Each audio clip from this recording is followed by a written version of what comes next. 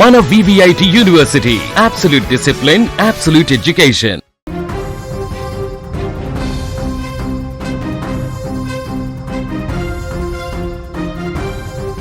సమాజం ఎట్టిపోతోంది?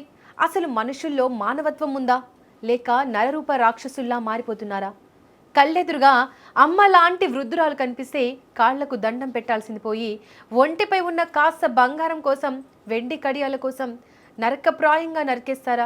రంగారెడ్డి జిల్లా చేవెళ్లలో జరిగిన దారుణ ఘటన ఇప్పుడు తెలుగు రాష్ట్రాలను తీవ్రంగా కుదిపేస్తోంది. కేవలం కొద్దిపాటి నగల కోసం ఆ కసాయి మూక ఏం చేసిందో వింటే మీ ఒళ్ళు గగురు పొడుస్తోంది. రంగారెడ్డి జిల్లా చేవెళ్ల ప్రాంతం. ఎప్పుడు ప్రశాంతంగా ఉండే ఆ ఊరిలో ఒక్కసారిగా విషాద ఛాయలు అలుముకున్నాయి.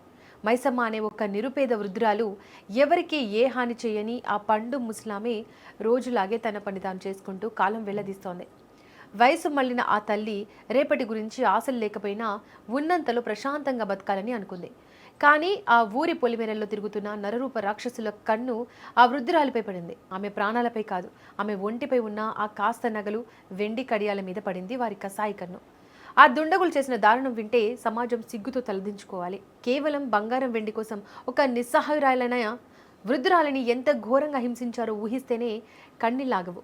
గొంతు కోసి మెడ నరికి ఆమె మెడలో ఉన్న బంగారు గొలుసును లాక్కోవడానికి ఆమె గట్టిగా అరుస్తుందేమోనన్న భయంతో ఏమాత్రం జాలి లేకుండా మైసమ్మ గొంతు కోసి మెడ నరికి అత్యంత దారుణంగా హత్య చేశారు.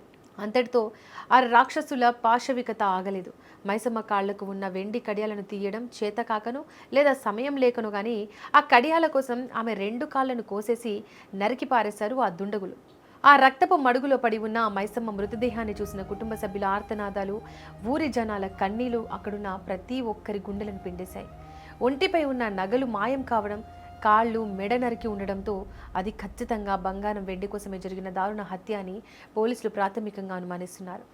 కేవలం కొన్ని వేల రూపాయల విలువైన నగల కోసం ఒక ముసలి ప్రాణాన్ని ముక్కలు ముక్కలుగా నరికేస్తారా అంటూ గ్రామస్తులు అల్లాడిపోతున్నారు. ప్రస్తుతం ఈ ఘటనతో చేవెళ్ల పరిసర ప్రాంతాల్లోని వృద్ధులు, ఒంటరి మహిళలు భయంతో వణికిపోతున్నారు. పల్లెటూళ్లలో నమ్మకంతో బతికే రోజులు పోయాయా?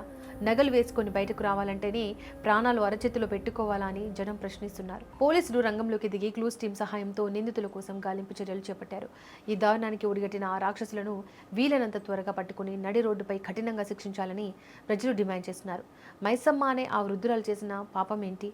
రెక్కాడితే కానీ డొక్కాడని కుటుంబం వాళ్ళది. ఆ పండు ప్రాణాన్ని అంత దారుణంగా ముక్కలు చేయడానికి ఆ కసాయిలకు చేతులు ఎలా వచ్చాయి?